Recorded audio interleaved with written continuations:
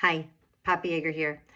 As we come upon the end of Trump's first 100 days in his second term in office, and everyone is talking about how his favorability rate is so low, I want to call attention to the fact that I had no illusions at all with his presidency. I did not expect him to be good. I expected him to continue being the evil person he was during his first term.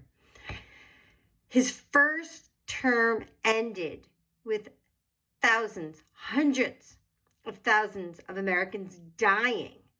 Yes, it was a pandemic. That can't be denied. People were going to die. But Donald Trump's lies ensured that more people died than needed to. And even when people were dying, he was still trying to make himself out to be wonderful. But he wasn't. He is responsible for many deaths, including my dad's. And you can read about that in my memoir, Stolen, Love and Loss in the Time of COVID, which will be out in September.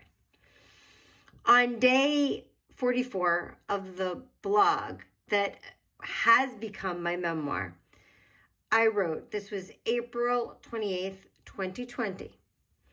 But Trump continues to be evasive. His emphasis remains not on the people and protecting us, but on the economy. Money is all that man talks about. Money and his ego.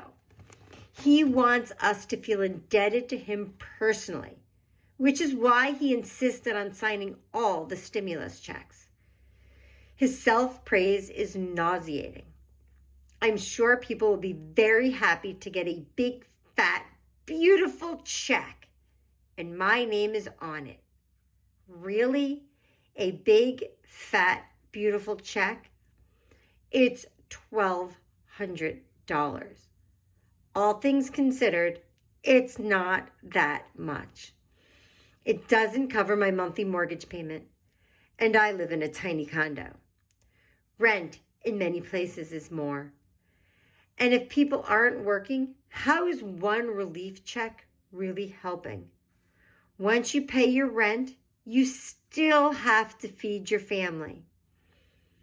What I'd like to see instead is his name on the death certificate of every American who died from the coronavirus.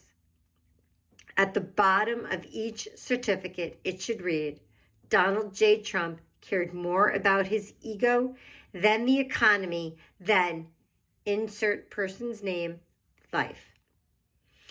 Checks will be cashed and no one will keep a record of his signature on them. But death certificates are part of the historical record. Historians use them all the time. Therefore, he wouldn't be forgotten. Trump wants to be the biggest and the best. He wants to claim he did things better than any other president. So why not give this to him? Let him take the credit for all the deaths, all the lives he ruined. After all, it's what he deserves. I thought Jackson was a bastard for causing the deaths of roughly 6,000 Cherokee on the Trail of Tears. And Johnson was responsible for the deaths of 58,000 Americans because he escalated the war in Vietnam. Trump outdid both of them in a much shorter span of time. Let that be his legacy, American deaths.